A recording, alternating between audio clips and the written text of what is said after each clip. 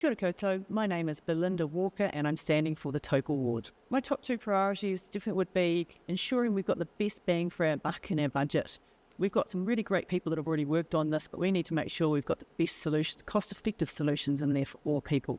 And my second priority is definitely around communication and transparency. I see that as a key role of council. I'm passionate about making a difference in our community, and I'm grateful to be made a member of the New Zealand Order of Merit in this year's New Year's Honours list. This was for services to community in early childhood education, sport, arts, and advocacy for road safety and bus safety. That takes passion, persistence, positivity, energy and drive. I bring all of those to this.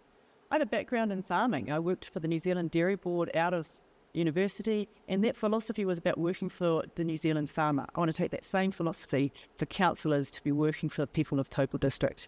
I have leadership experience, 7 years leading community groups in Kinloch, and it's important, even though things like the hospital staffing is not a council responsibility, we should be responsible for championing that and cross-functional solutions for it.